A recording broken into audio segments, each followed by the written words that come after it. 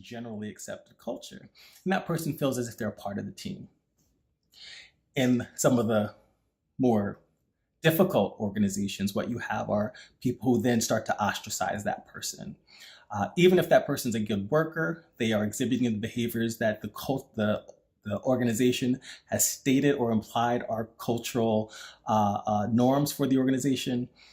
They're hitting goals, they're doing everything right for the team. Unfortunately, this person then gets ostracized because they're not a part of the accepted culture. And that's one way that this happens. But what's the root of it?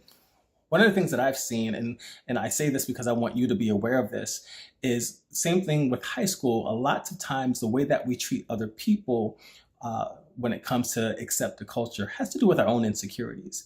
We want to fit in, we want to be seen a certain way, and therefore if someone else doesn't fit in, we want to take the attention off ourselves and point it at them.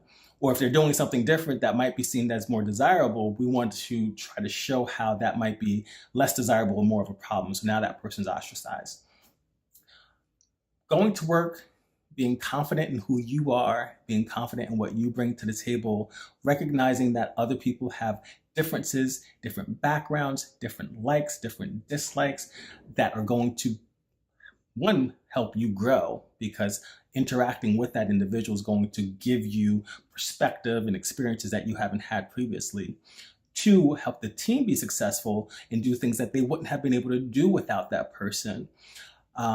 And three, again, you can help fulfill them too, because they're also learning and growing from you. So if you're able to recognize those things and get rid of the insecurities, if you're a good worker, if you're driving toward that mission, driving toward that vision, living that culture, that accepted culture is something that you can still have, and it's not threatened. You just have to have it blend a little bit more into a more inclusive environment. So as new people come in, they feel more connected and part of the team. If you do that, then you avoid creating a workplace culture or workplace accepted culture that resembles anything like high school. If you're participating in this, if you're gossiping at work, if you're talking bad about someone at work because they're different, because they approach things differently, because they don't conform to your accepted culture, you need to rethink that. You're probably making things miserable for them. You're creating conversations around things that are not important to the workplace. You're spending too much energy and time on this for something that you're likely insecure about.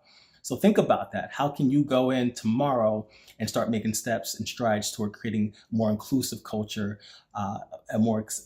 even within your accepted culture that allows everyone to be a part of it and to feel comfortable there. Hopefully that's giving you a little bit of food for thought. It's my HR guy. I'll talk to you later.